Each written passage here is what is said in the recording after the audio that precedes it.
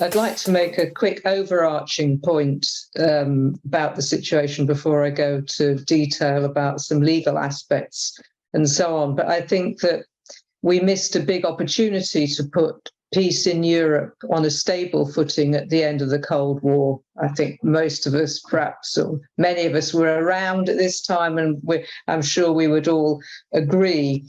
And of course, when the Warsaw Pact was wound up, there were hopes that NATO would be dissolved too. And I remember discussing at the time how people were hoping there would be a new world order of peace and disarmament, and putting the principles of the UN Charter into force, for example. And of course, we hoped there would be a peace dividend with the vast sums that had been going into the military, going into social spending. And of course, the question of military versus social spending is a really big issue for us today, particularly around the war.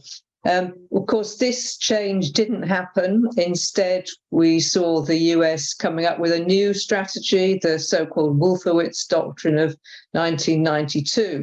And I think that doctrine has pretty much shaped what has happened ever since, because it stated that the US was the world's only remaining superpower, and its main objective was to retain that status. And it's pretty much determined US actions ever since. And of course, NATO, which became redundant really at the end of the Cold War, was repurposed to support the US in that objective. And at successive summits in recent years, we've seen it more and more come in line with this US framework of maintaining control. But of course, and I say this particularly in this session where the emphasis is on contributions and the perspective from the global south, we now live in a multipolar world, and trying to force it to remain unipolar will just lead to more wars. And I very strongly believe, and this again relates to the situation in Ukraine, we should not be the US's ally in that goal any longer, because to remain the US's ally in that goal makes Europe a likely battleground, and one in which it's increasingly likely to be a nuclear war. And I agree with what I heard Rainer say towards the end of the last session. It's impossible to have a nuclear war in Europe. I mean, it could happen, but we will not survive. And that is the reality of the situation. So I just briefly, Chair, like to touch on some of the legal issues around the current nuclear developments in the context of the Ukraine war. And significant concern has been expressed about that increased risk. I know here we had lots of tabloid newspaper headlines, World War III and so on. I'm sure you've had that elsewhere. I think although we've managed to avoid the no-fly zone, which we all knew was just a fast track to a nuclear war, there have been incremental developments that have been going in a very bad direction. And governments are exacerbating the situation. And as the Chair pointed out at the start, particularly the UK government, and Boris Johnson was, when he was Prime Minister, chief warmonger. It seems that Britain is more gung-ho for this war even than the United States, and that's a very, very bad situation for us to be in. I don't think it's particularly borne out by public opinion in Britain, to be honest, but it's certainly a kind of governmental and media perspective. So the problems we faced in terms of going down the nuclear route, the talk of tactical or battlefield nuclear weapons as if they can be contained. The idea that you can drop a nuclear weapon, it stays on the battlefield. What kind of madness is that? But just talking about it normalizes the idea of nuclear use. It kind of softens us up, and there's a recognition of that certainly here. Of course, the fact is that use of nuclear weapons would be illegal under international law for many reasons, under many international law components, not least because they're indiscriminate, and not to mention the environmental impact, which is also covered by international law. And I'll come back to that just briefly later on. And then, of course, the most recent development, Russia next month bringing nuclear weapons to Belarus. And I think what was particularly interesting for us was when in that announcement, the Russian government likened it to so-called nuclear sharing by NATO, as if, okay, well, if NATO does it, we can do it, fine. Well, that's just not the case. And of course, in this conference, above all, we are all very aware that this was a reference to the US nuclear weapons in a number of countries across Europe. And of course, Britain is being added to the list, the Lakenheath Air Base adding to places like Volkel and Buchel and various other bases across Europe. So, and of course, the US is in the process of bringing the new upgraded B-61-12 bombs to these countries. And of course, we know that they can either function as gravity bombs or as guided drop bombs. And this means they can be targeted with GPS and satellite, can be accurately steered, and can be used as attack weapons. So at the same time, the US, as well as bringing these bombs, new bombs, it's a kind of significant upscaling of NATO's nuclear capacity in Europe, which of course is a very bad thing. And of course, as I'm sure you know, alongside the deployment of the B-61-12s, the new US-built F-35A fighter jets are also in the process of coming to Europe. So when you take the jets and the bombs together, this is a significant enhancement of US nuclear capability in Europe. But the key point, the technical side, yes, that's interesting. But the key point here is neither US nor Russian nukes in Europe are legal. That's the fact under international law. Because they conflict with the legal obligations of the signatories to the Nuclear Non-Proliferation Treaty, the NPT. So Article 1 forbids the transfer of nuclear weapons to non-nuclear weapon states, and Article 2 imposes the same requirement on non-nuclear weapon states not to receive the transfer of nuclear weapons. So they can't go either way. You can't give them and you can't receive them. And that's absolutely clear. But in, rather disingenuous argumentation by NATO, they claim that because these nuclear sharing agreements predated the NPT, they came into being before the NPT was signed, they claim that it doesn't cover them. And also it claims that once NATO has gone to war, the treaty would no longer apply either. So they kind of try and find these little wiggle rooms to squeeze out of their obligation. But there's no point in them trying to do that, because in 1985, the NPT Review Conference agreed that the treaty remains in force, quotes, under any circumstances. So that completely rubbishes the idea that war would invalidate those articles of the NPT. And again, interesting in the context of the global South, and actually its very significant leadership on nuclear disarmament and non-proliferation. Since then, over 100 states in the non-aligned movement have called on NATO members to bring their policies into line with their NPT obligations. So, great leadership from the global South again. But do we hear about that? No. That's the truth about our media. It's kind of gung-ho for war, but you don't get to understand the legal basis for these things that are going on. And the truth is that these weapons put us all on the front line, and we've got to get rid of them. And I would say the same goes for foreign military bases and foreign troops present in Europe. There are over 63,000 US troops here normally. There's more because of the Ukraine war. I think about 10,000 of those are in Britain, and about 35,000, I think, correct me if I'm wrong, are in Germany. Why? Why anyway? I'm sure you know the answer to that. Not to go on too much longer, Chair, just to say something about a brief mention about the climate impact of the Ukraine war and militarization more widely. And of course, this is affected by legal factors too. So war is a big polluter. The war in Ukraine is no exception. According to calculations by the Dutch climate researcher Leonard de Klerk, the war in Ukraine in its first year caused 120 million tons of CO2 emissions, which is equivalent to the annual emissions of a country the size of Belgium. So this is a very significant polluting factor. But of course, it's an ongoing problem, this climate impact.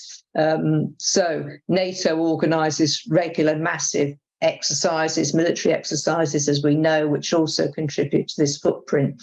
And I noticed that the recent Air Defender 23, which finished today, the largest deployment exercise of air forces in NATO's history, under the command of the German Air Force, 250,000 aircraft, 250 aircraft, 10,000 participants, the CO2 emissions for that maneuver, the Air Defender 23, amounts to 220,000 tons, which is equivalent to the annual emissions of a city of 30,000 inhabitants.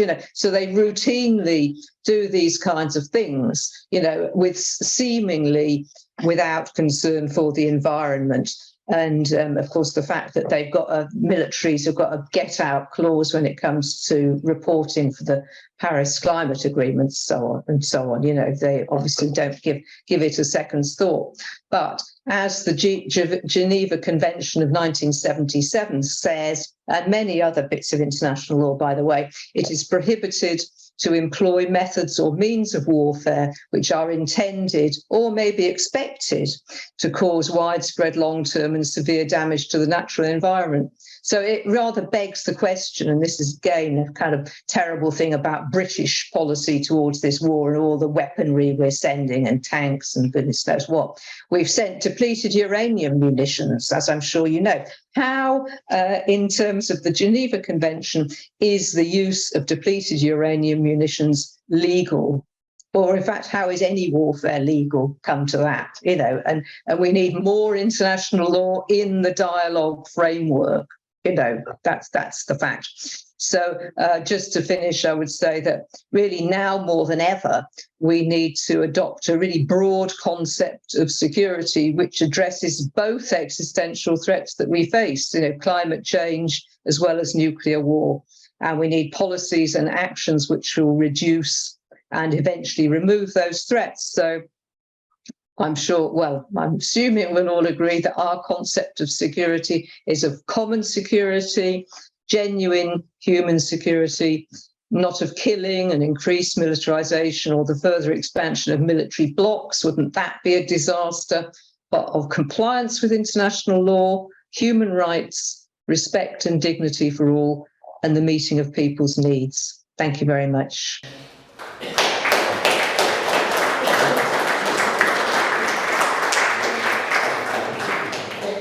Thank you, Kate, for your statement and your focus on the impact of Air Defender 23, this climate change, this greenhouse gases, climate change, and also the environmental impact of the UK policy. You mentioned depleted uranium, which was delivered to Ukraine. I think it's very important to have a look through this. Now we go to the focus of his second panel, and this is Latin America, and especially the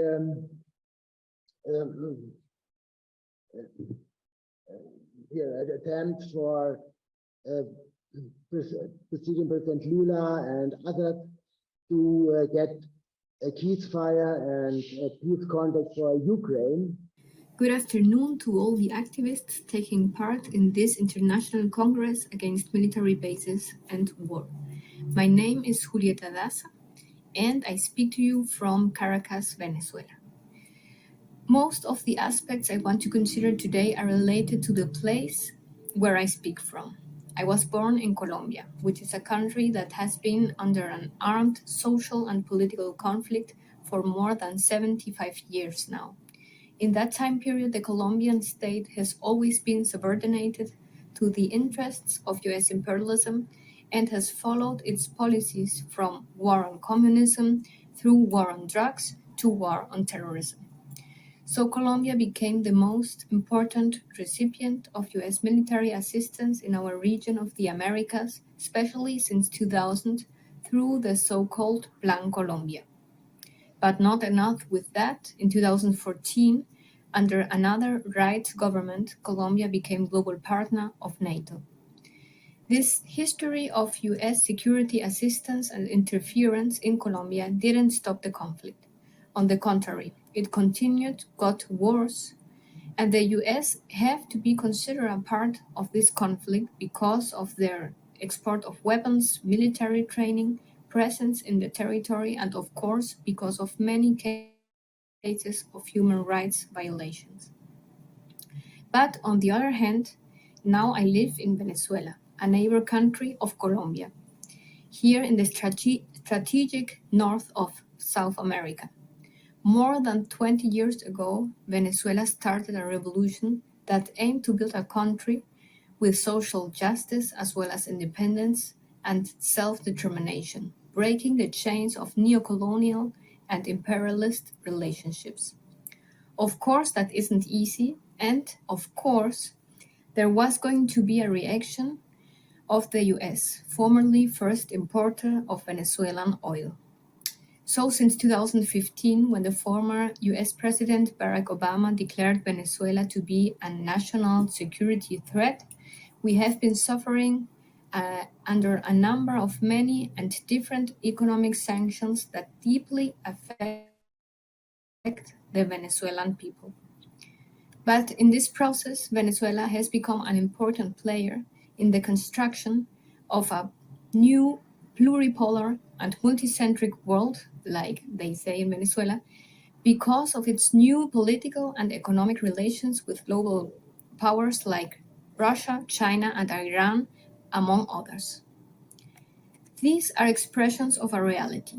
Latin America and the Caribbean is a region in dispute between the struggling US imperialism and other global powers and its own and different foreign and economic policies.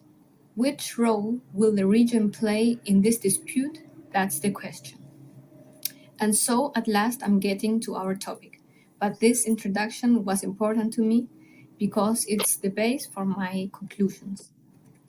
Some weeks ago, the current president of Colombia, Gustavo Petro, first progressive president in the history of the country who was elected 1 year ago, said something about the war in Ukraine that I consider interesting.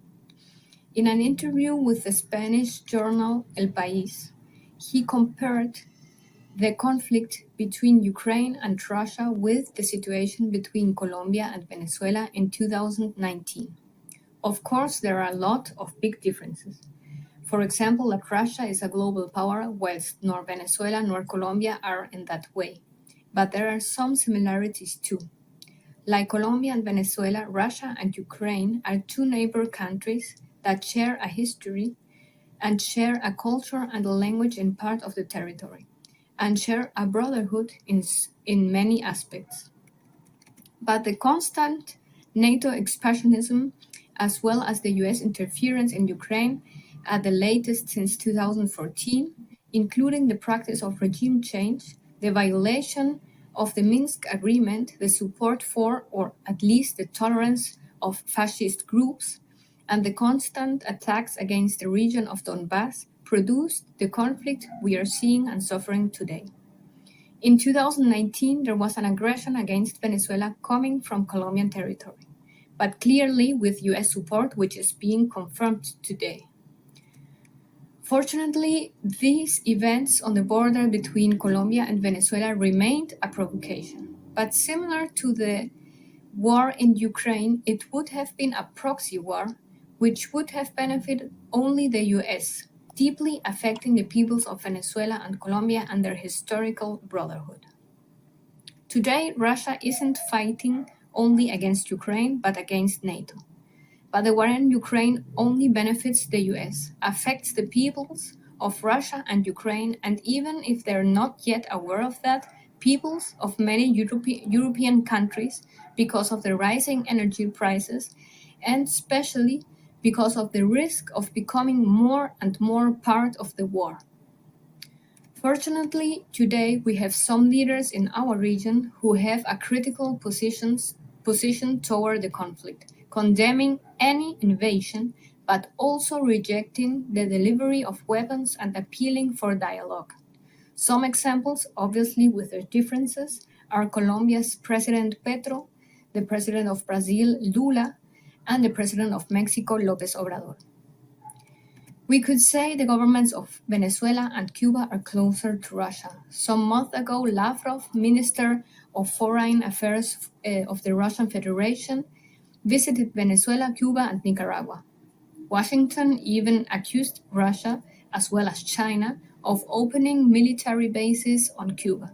That's very ironic, considering that it is the country with the most military bases around the world. There are hundreds of them, including Guantanamo on Cuba, and a lot more in the Caribbean and in Latin America.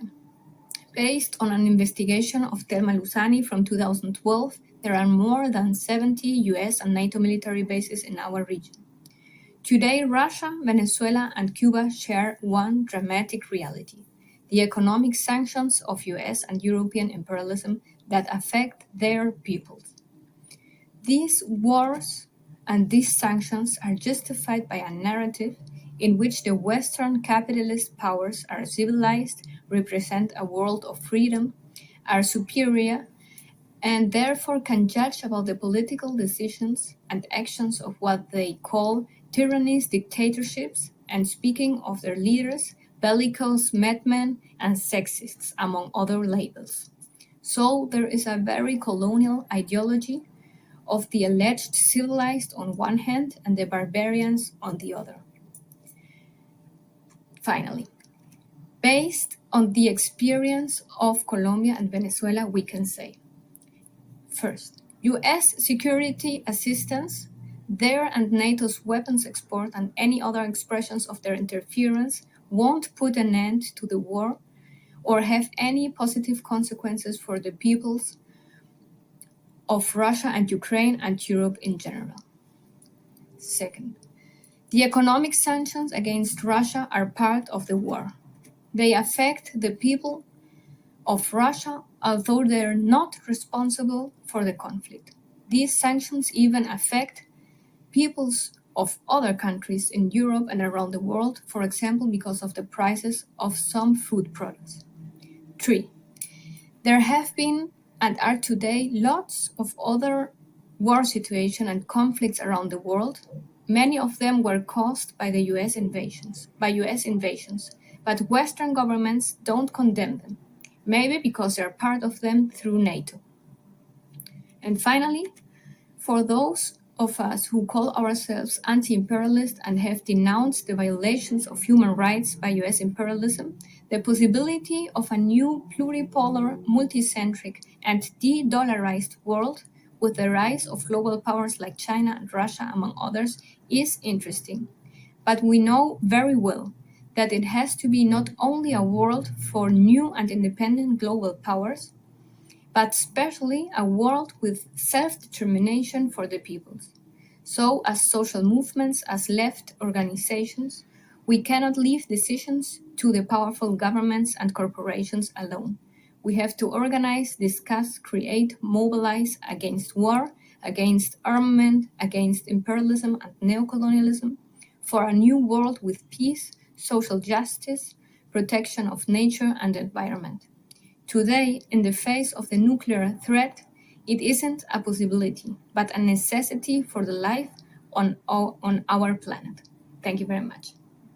Somewhat in German. Also was sie gesagt hat, ist, dass es ja viele Parallelitäten gibt zwischen dem Ukraine-Krieg und langjährigen Konflikten zwischen Kolumbien und Venezuela, was sich jetzt durch die Präsidentschaft Petros geändert hat, der jedoch innenpolitisch von seinen Gegnern stark unter Druck gesetzt wird.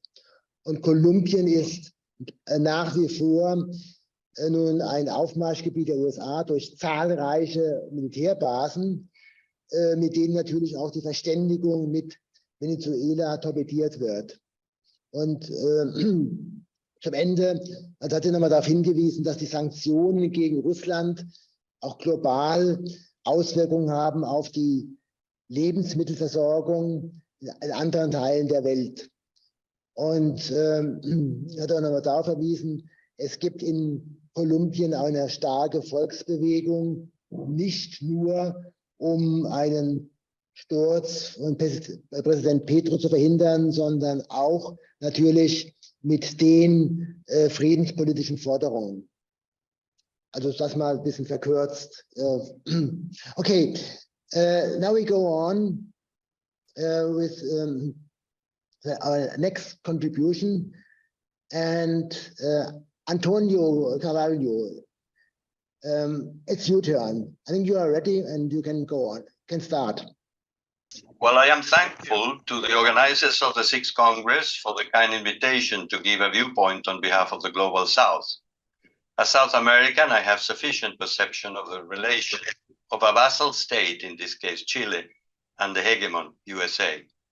I left Chile in February 1973, a few months before the violent military coup that brought down the democratically elected government of Salvador Allende and established a military dictatorship under General Pinochet, which lasted 17 years, killed, imprisoned, and forced into exile thousands of Chileans, scarring the minds and lives of millions.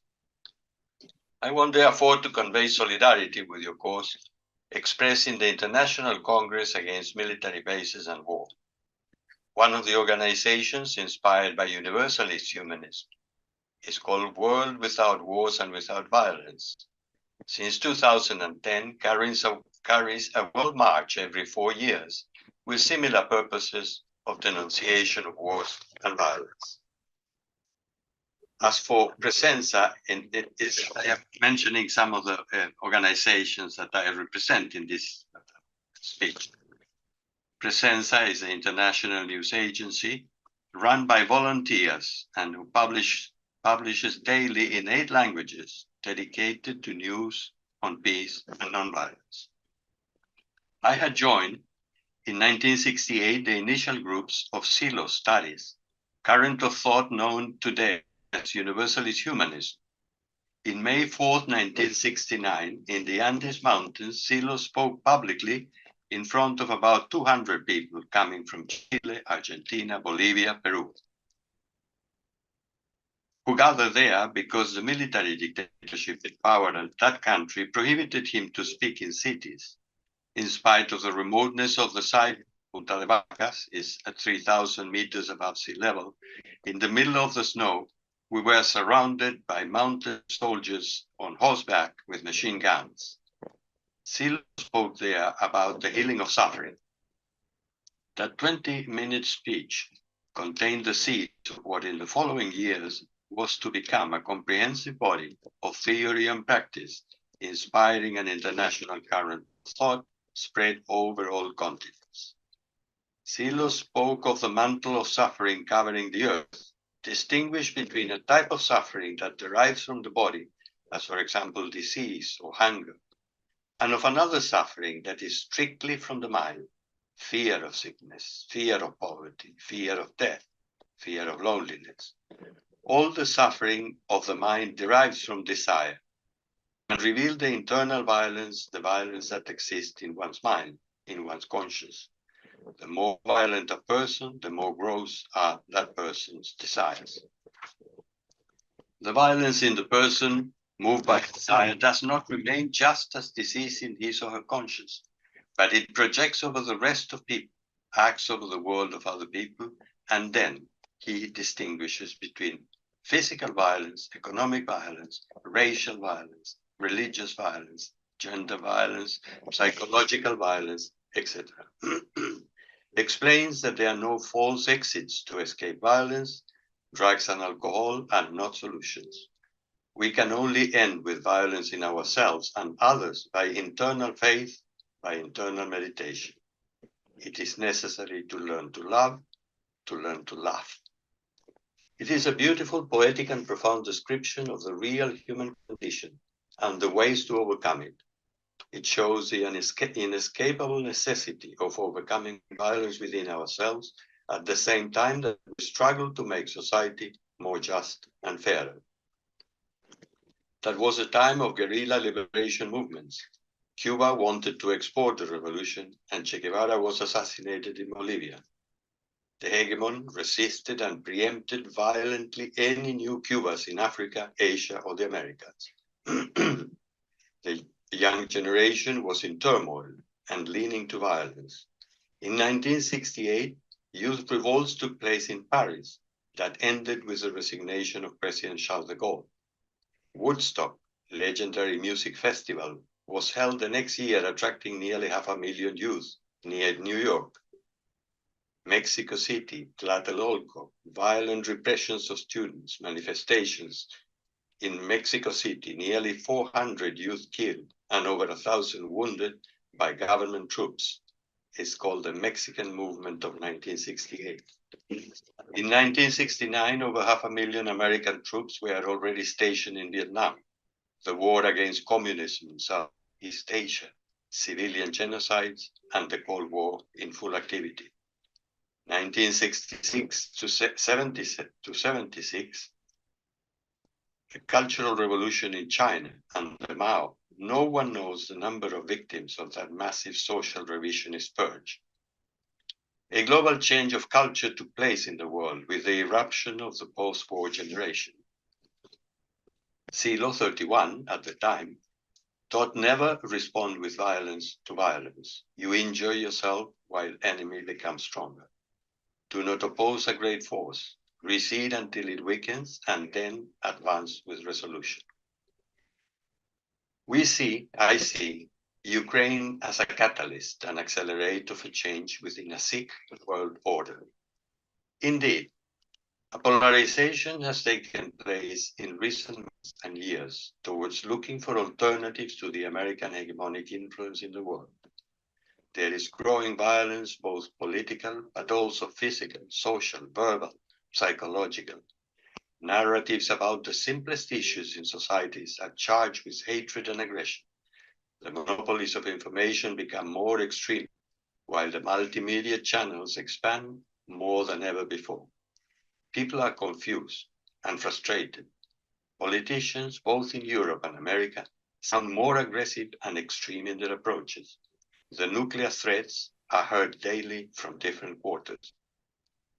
The cost of war is growing and affecting everyone. Food inflation, for example, in the UK, where I live, is 17% at this date, while supply trade chains get altered as a result of multiple sanctions in all directions, confiscation of assets, fall of banks. Credibility in the established legality diminishes by the day. Long-arm jurisdiction exercised by the hegemon and allies in NATO by applying illegal sanctions without UN approval is removing credibility to the role of United Nations and the Secretariat that keeps silent in the face of violations. In the meantime, the BRICS association is growing steadily, incorporating today the majority of countries with largest populations. The strategic alliance between Russia and China becomes closer. The large majority of the world population is not aligned with the hegemonic alliance of the Wide West that reaches less than 14% of the world population, and within themselves they have differences. We humanists believe that the moment is a civilizational crisis. All values and institutions crumble down because people walk away from them.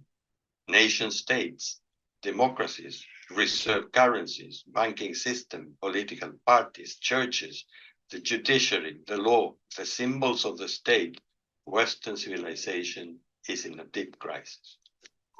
As for the way forward, a planetary civilization starts to configure for the first time in human history. The values that must inspire this new civilization must be the total rejection of violence in all its forms, compassion and solidarity, treating others as we like to be treated. Politically, a new world order needs designing, multilateral, where redefined and deepened human rights are recognized and applied to every human being. Money cannot be a deity and be accumulated. It is a means of exchange and never be placed again above the human being. Nor can be placed above the human being the state, power, religion, or any other superstructure. Science must be at the service of life, progress, and well-being. The creators of wealth in all fields are us, the humans, not the banks, stock exchanges, or speculators. Talent and creativity are human qualities. The arts are human manifestations. Spirituality is the highest human expression, and it must be nurtured and developed in every human being to be in consonance with the universe and all creation. There is no contradiction between the worldly and the eternal. These are values we believe must enlighten, guide, and inspire a universal human nation. Decline of the hegemony. Since the dissolution of the Soviet Union, with it disappeared too the main enemy of USA, and the world turned unipolar. In a unipolar world, it becomes harder for the hegemonic power to justify wars with ideological arguments or security arguments, since a real ideological or security enemy does not exist anymore. That moment marks the beginning of the American decline as hegemonic state. The arms race starts losing relevance. To coerce other states becomes harder in terms of security, since the real danger is gone. Then USA needs to fabricate enemies such as terrorism or the radicalization of factions of Islam, such as Sunnis versus Shiites, or democracy, between inverted commas, Western lifestyle, or suppose weapons of mass destruction, chemical or biological. The real enemy of other time becomes ethereal, ambiguous, and every time more difficult to justify or believe for the great majority of states, who do not join these pseudo causes as the commercial wars with China. Why and under what ethics do you need to contain another country for becoming more prosperous and influential? Internationally, China, as well as Russia and India, support multilateralism and are the engines of BRICS organization. They look for a new world order of common security, international finances, true respect for human rights for all, solidarity among nations, and no doubt reforms of the UN to guarantee a new order in international relations. Within this context of new reality, which develops at fast pace in today's world, it is obvious that the hegemonic power of the USA is diluting. Populations globally continue growing, and we have reached over 8 billion today. If we consider that due to the advancement of communications, real-time information, the advancements in world trade, and technological progress in general, education and development of all populations is leveling up. We are in the presence already of a universal human nation for the first time in human history. We are all connected and becoming aware of the other. 70 years ago, the world population was 2.5 billion. Now we are 8 billion. And in 70 years from now, that means before the end of the century, we are going to be 50 billion, 15 billion or more. By then, the human nation will be so mixed in races, cultures, ages, genders, languages, territories, that differences will have diluted so much that the only significant aspect will be what we have in common, that is our humanity. It is difficult to imagine a hegemonic power subordinating the rest.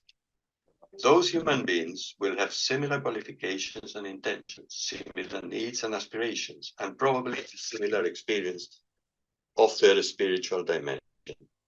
The cult of money will have disappeared, and societies will be organized to provide for the necessities of all. There will be new challenges and hurdles to cross in that advanced process of growing adaptation. Amongst these, the preservation and regeneration of the environment, and perhaps the first start colonies to care for. I just leave you with the following reflection regarding bases. When the Roman Empire fell due to its corruption and nepotism, and the fact that the subordinated nations stopped paying tribute, the Roman soldiers in the borders of the empire just packed essential items to travel light, abandoned their weapons, left the garrisons, and went back to Italy, to the sunny Italy. Thank you.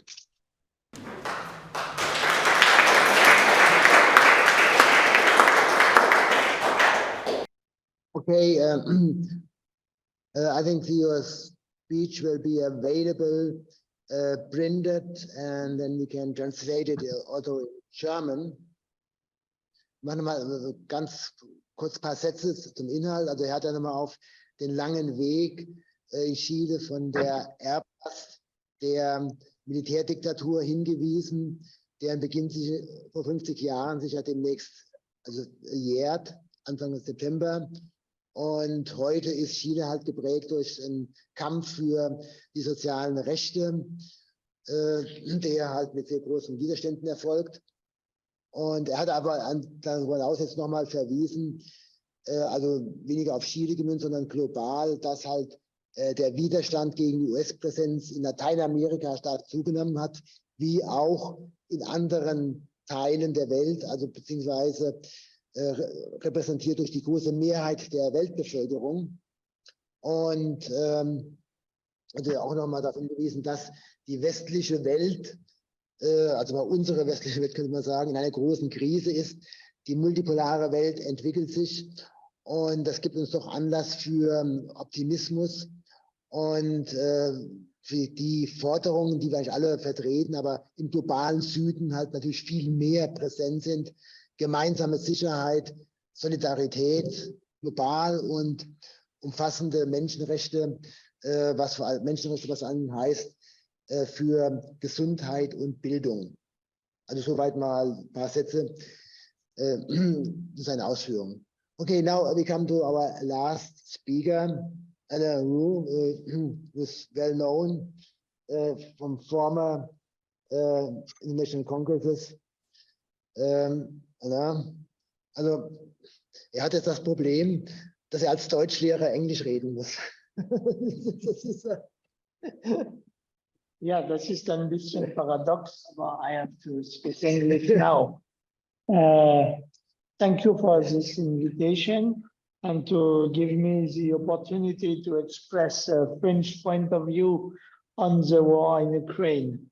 I am from the French Mouvement de la Paix and also a member of the board of the International Peace Bureau, which organized the summit in Vienna for 2 weeks or 2 weeks ago.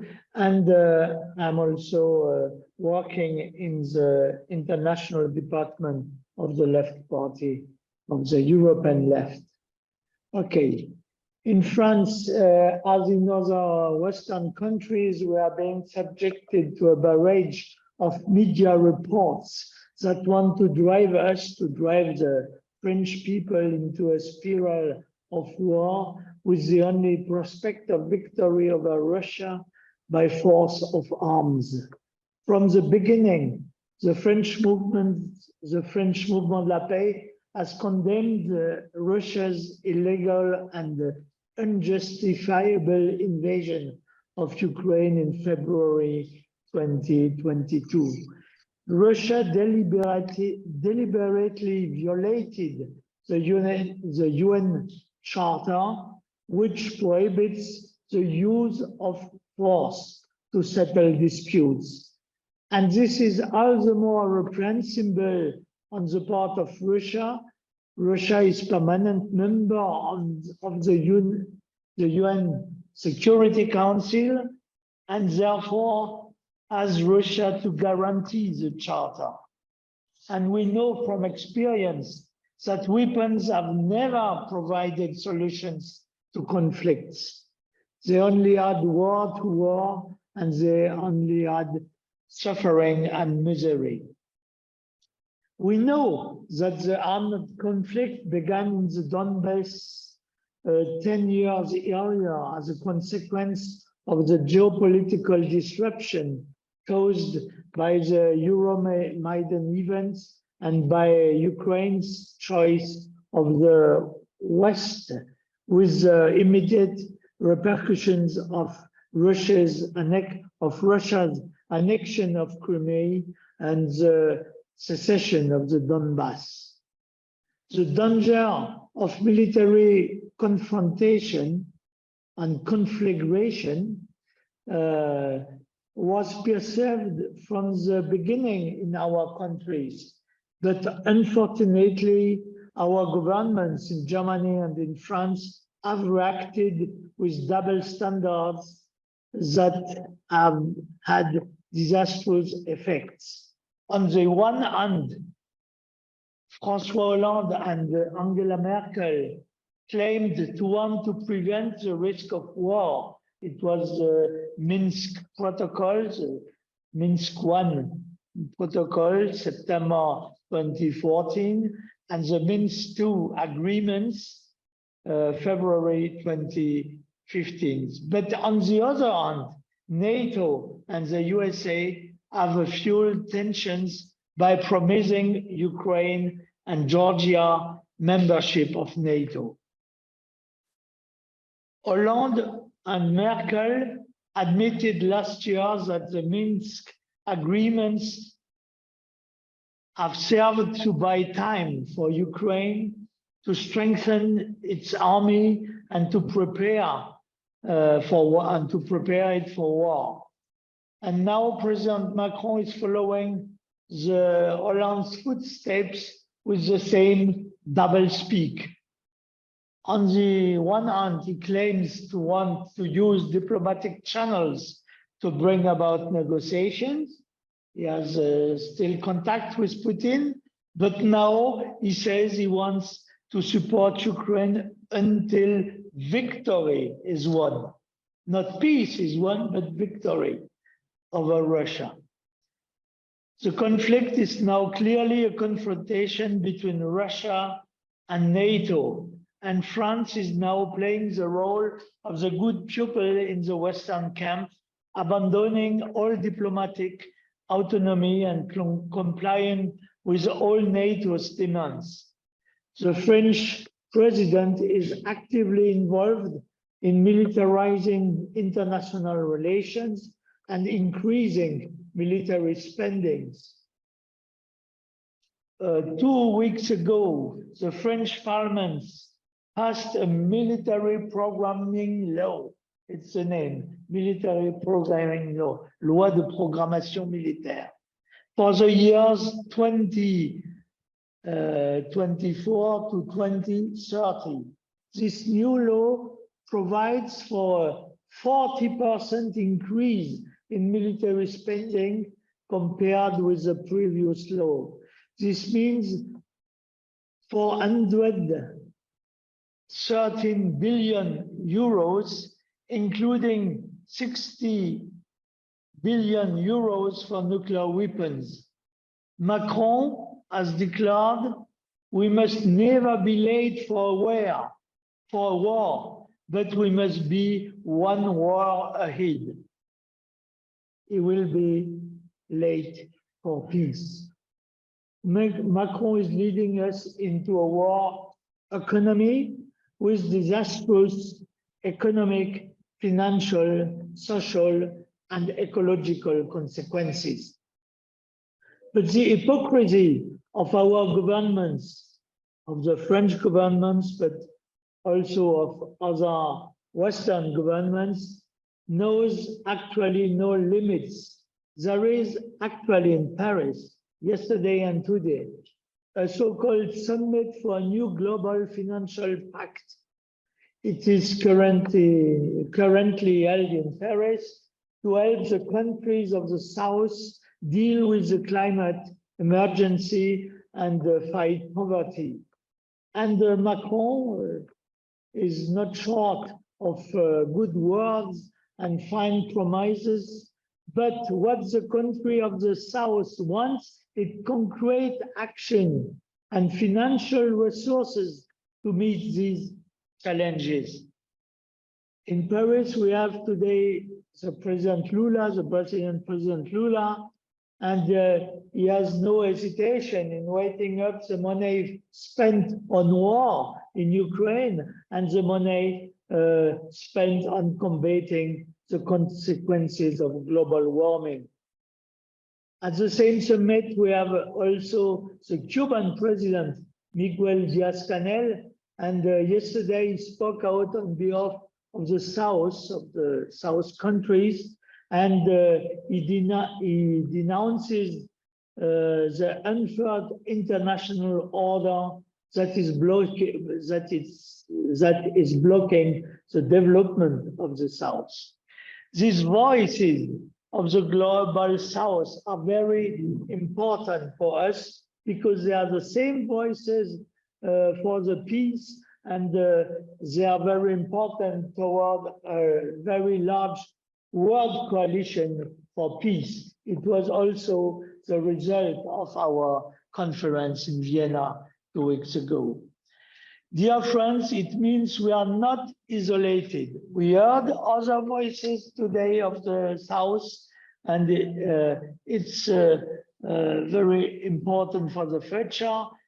By calling for a ceasefire in Ukraine, by calling for negotiation to end the war, we are acting in the right direction, because the peace camp is also the camp of social justice and of climate justice. I didn't speak of the social movement in France, but it was very interesting to see the difference between the demands of our people in the streets for the social subjects and the money spent on military spending. And we hope that our country will play its full part in the peace camp, in the camp of social and climate justice. Thank you very much. Kannst du zusammenfassen auf Deutsch? Das ist auf Deutsch. Ja, also auf Deutsch habe ich es leichter. Gut, was unser Land charakterisiert, Frankreich, das ist die zweizüngige Äußerungen unseres Präsidenten. Einerseits ist er für Diplomatie, für diplomatische Lösungen und so für die Konflikte, aber andererseits sagt er, wir werden die Ukraine bis zum Sieg unterstützen, also bis zum Sieg mit Waffen, also. Das ist natürlich sehr widersprüchlich. Und seitdem dieser Konflikt immer mehr als ein Konflikt zwischen NATO und Russland erscheint, erweist sich Präsident Macron als der gute Schüler der NATO. Und das ist in Frankreich sehr schwer zu ertragen. Aber seine Doppelzüngigkeit ist noch mehr in den letzten 2 Tagen auf diesem sogenannten Gipfel für einen neuen finanziellen Pakt zur Hilfe der Südländer gegen Folgen des ich kann nicht mehr auf Deutsch, des Klimaänderung, ja, also, aber da hat er mit wichtigen Leuten zu tun, mit dem Brasilianer Lula und mit dem kubanischen Präsidenten Canel. Und das war sehr interessant, ihre Stimme zu hören, die beiden, ja. Denn sie machen natürlich die Verbindung zwischen unseren Militärausgaben und was eben für diese Länder des Südens gemacht wird. Und sie sagen es laut. Gestern hat der kubanische Präsident diese Wirtschaftsordnung sehr stark kritisiert. Und Lula erinnert Macron auch an die Unterschiede zwischen Militär und Ausgaben für die Klimafragen. So, und ich glaube, das ist für uns sehr wichtig, diese Stimmen aus dem Süden, weil es dazu beitragen wird, dass wir eine Koalition für den Frieden so breit wie niemals früher haben werden. Und das wird uns erlauben, also nicht isoliert zu sein. Manchmal sind wir isoliert den Medien gegenüber, diese ständige Welle, jeden Tag im Radio und Fernsehen. Aber diese Hilfe, ich habe in meiner Rede in Englisch nicht vom Papst gesprochen, aber der Papst und die vatikanische Diplomatie spielt auch eine große Rolle. Das sehe ich fast jede Woche in der UNESCO in Paris, wo die Diplomaten des Vatikans sehr aktiv sind. Und das ist für uns eine Hoffnung für die Zukunft, dass wir diese breite Koalition aufbauen können. Danke. Okay, bitte jetzt. Okay, we have to go to our last contribution after statements from our guests from abroad. Amela Skilian, also für die Ialana Deutschland. Und IPV. Und IPV, ja. Sind wir beide eigentlich. Ialana vielleicht. International Association of Lawyers Against Nuclear Arms. Deutsche Sektion. German Section, ja. Darf ich immer noch die 10 Minuten haben? Weil wir sind Ja. Also ja, gut, ich habe ja 10. Okay, well, thank you very much. I have the uneasy task to talk about legal assessment of a conflict, and I'll focus on the involvement of third states in a conflict by supplying weapons, for example, or any other aid. So generally speaking, international law prohibits third states to involve in any ongoing conflict. The non-intervention principle prohibits states to involve in a non-international armed conflict, where the law of neutrality prohibits third states to involve in an ongoing international armed conflict. These are customary norms. There have been discussions whether the law of neutrality is applicable today, whether it is obsolete. Why?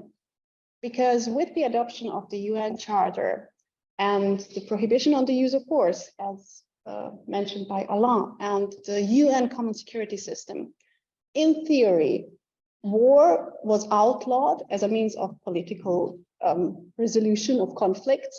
And even if a state would resort to the use of force, which would then be unlawful, the UN Common Security System was there to fix it. In theory, we have witnessed this system is not effective. And that's why the law of neutrality survived, even the UN Charter. State practice kept it alive, and it's important today as well. So what does the law of neutrality do? It aims at preventing escalation. It has a conflict restraining function. It's just damage control. It doesn't say you are the bad one, you started it, or it's just trying to save those who are not involved in the conflict. And how does it do this? By imposing rights and obligations on both neutral states that are not taking part in the conflict, and belligerents, conflict parties. And these duties and rights are interrelated. For example, the neutrals have the right that their territorial integrity is respected. And this is an obligation of belligerents to respect their territory. Neutrals have also the right to continue their peaceful relationships with both belligerents and other third states, meaning that the belligerents can't interfere in mostly economic relationships of third states, so of neutrals. So what are the obligations of neutrals? Well, we have 4 big groups of duties. So the first one is the duty of impartiality, meaning that they have to treat all belligerents the same way. It doesn't matter in the eyes of the law of neutrality who is the alleged aggressor and who is the alleged victim of aggression. It doesn't matter in the eyes of the law of neutrality. The second one is the duty of non-participation or abstention, meaning that they can't involve. They are prohibited to involve in a conflict in any way that would influence the outcome of the conflict. The third group is the duty of prevention, meaning that they have to prevent violations of their neutrality. And fourth and last, the duty of internment, meaning that they have to imprison without any charges, soldiers of belligerents that are on their territories. And now you are thinking, oh, but we are training Ukrainian soldiers here. And yeah, you are right. This is a violation of the duty of internment, because they would have to be interned until the end of the conflict. They can't even be sent back. The training itself is a violation of the obligation of non-participation or abstention, because it's an active involvement that could influence the outcome of the conflict. And the weapon supply is also an expression of this duty, but there is an explicit reference in the Hague Convention from 1907, which prohibits the supply of weapons to any of the belligerents. And this is also customary norms. So we are in general talking about massive violations of the law of neutrality. And if we think a bit further, it may be argued, I'm saying this very cautiously, it may be argued that the economic sanctions imposed are also contrary to the law of neutrality, because they are violating the duty of impartiality. It only addresses one of the belligerents. And what is even worse, they are affecting other neutral states, because the huge consequences of the sanctions are felt in Africa and in Latin America. Not even, I mean, we are feeling them as well, but not as much as they do. So this is a short overview. Are there any exceptions from this? There is one clear exception, and this is in every case in which the UN Security Council acts under Chapter 7 of the UN Charter, meaning that it adopts a resolution and imposes binding measures on UN member states. That means that in that particular case, the duties of neutrality are suspended for UN members to the extent defined by the UN Council in that specific resolution, but not for every other case which comes in future. And this was a settled opinion, or the majority opinion amongst legal scholars until 2022. Now we are facing many justifications, and I can't name them all now because I only have 4 minutes left. And I'll just shortly mention the 2 I came across mostly, but there are more, so just that you know, and I can't really go into detail about them. So the first one is the right to collective self-defense. So basically it is argued if a state can restore to the use of force in order to help a victim of aggression, they may use means short of war to help that victim of aggression. And while in theory this may work, but it has to be researched. It might be that the right to collective self-defense only refers to the use of force and not to any other means short of war. But anyway, even if that in theory works, it means that the right of collective self-defense competes with the duties under the law of neutrality. And then we are in a situation of complete legal uncertainty. The neutral state violating its neutral duties would think that it's legitimate and legal to violate them, while the aggrieved belligerent still thinks that the neutral has to respect its rights and fulfill its duties. So we would really have competing issues with total, complete legal insecurity. And as one legal scholar said, there would be no legal yardsticks to govern this situation at all, or basically every situation in which the UN Security Council doesn't act. And the second one, it is claimed that there is an intermediate status between neutral and belligerent. It's called non-belligerency, nicht kriegführend. And they claim that this is a legal position that states can label themselves as, without really fulfilling any conditions, just say we are non-belligerent, so they can support one side, the victim of aggression, without violating their duties, while they are protected by the law of neutrality, without fulfilling the duties. There are several reasons why we should and can argue against this. So first of all, if such a status is to exist, we would find it in the Geneva Conventions, we would find it in the commentaries to the Geneva Conventions, and all other instruments referring to international humanitarian law. Secondly, we would find it in soft law instruments. And lastly, we would find it in state practice, meaning that states would refer to it, states would use it as if it exists, if we would use it, we would see it. It is true that states have referred to this status a few times. In the Second World War, for example, the USA supplied weapons to UK and claimed to be a non-belligerent, but this is only one state. And then additional aid did so as well, officially. And then in the Iraq War in 2003, Italy did so. But this is only like 10 states in 75 years or more. And this is not enough to change customary law. It's way, way too less. Like we need the majority of states, at least, on one side to have a general practice, and on the other side, they have to act like believing that they are acting according to law. And we know from state practice that they don't believe so. And it's generally excluded even from most legal scholars, though now they might even contradict themselves. And last but not least, what are the consequences of these violations? Well, an aggrieved belligerent may act with countermeasures.